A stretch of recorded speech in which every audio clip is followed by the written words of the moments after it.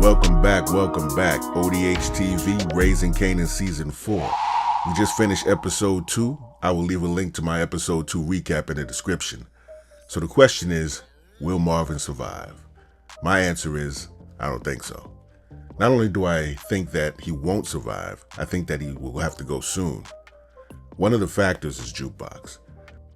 We know that sometime soon she has to start changing into the evil, heartless person she was in the original Power series.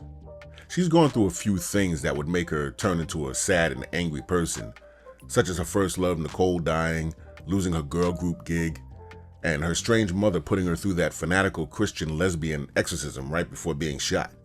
But it doesn't seem like those are the things that will turn her savagely evil, because she still has the safety of a family that she can turn to if the need arises. So there are a lot of character arcs and storylines that they have to go through for the rest of this season and the next, such as Lou getting back into the music business and eventually going back to work with Rock. Kanan's arc is nowhere near complete. Rock has to deal with the aftermath of losing her lawyer Andre, fighting with Quan, and dealing with war with Unique. Also, Unique has to set up his crew and establish himself back in the neighborhood. And then we have Marvin working with the Italians, and Marvin may have to be taken out as a catalyst for a lot of this to start happening. The second reason I think Marvin may go soon is that after Gerald died, Marvin decided to start doing things for himself. Fuck Gerald, man. Fuck everybody. And stop worrying about other people. While he and Rock were in Andre's office, that's Rock's lawyer, Rock told him, "I hope you learned your lesson, not to get cozy with any more white guys out there." Marvin said he's not the type to get cozy, but that's exactly what he's doing with Stefano. Stefano is using him to go around Mafia rules and do his dirty work. And that could possibly end badly. And you can tell Stefano is just manipulating him with bad intent because of how the music changes when they finish with the pleasantries of the beginning of their conversation. Then he starts to tell Marvin what he needs from him. But Marvin can't see it because for the first time in a long time, he feels like he's his own man and that he's actually needed for something and that he's good at. He's already completed 2 jobs for Stefano. He beat up one mobster and then he killed the bookie he was supposed to just rough up. Then we had a scene where we heard him talking to Stefano on the phone where he explains that the guy was running off at the mouth and that's why he got shot. And it didn't seem to get much pushback, possibly because he's not in the Mafia. So this may make Marvin feel like he can make his own decisions while he's doing these jobs for Stefano. And in the trailer we see him at another white guy's apartment and one can only guess it's another job for Stefano. And this looks like the guy may be another Mafia member that he actually shoots. And this could present a problem. If we remember back in Season 3 when Stefano wanted Rock to kill Sal, he told her, "Either you do this for me or I'll have to fall in line with the families against you."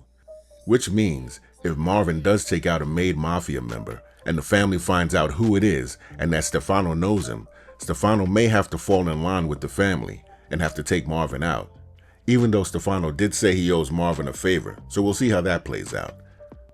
Now what do I think?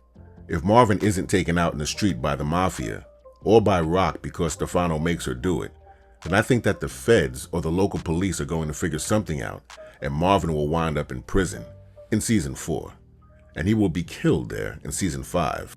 From time to time I help people write stories and give ideas on how to develop their characters, and what I see here is that Marvin is a complex person with a distinct character arc. And without getting into all the stages, we'll just say his character is already developed, and he's pretty much reaching into his falling action and resolution part of his character. When we first met Marvin in Season 1, he was already in the second part of his character arc. He was a regular guy that would make mistakes, but nothing like he did in the past. We found out who he was in the past through exposition where they just told us who he was, using drugs, and he wound up in jail, but now he's already reached the pinnacle of his change. The way he wanted to be a good person, and that didn't work out for him. And now we are where we are right now.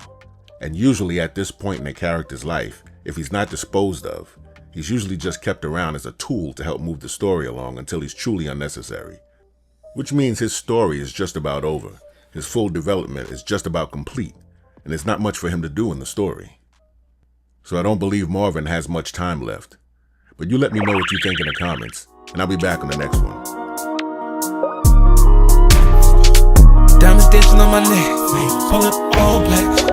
Told you meet me where you at, never call back. It's you or more like a beauty queen. What you heart like a fantasy.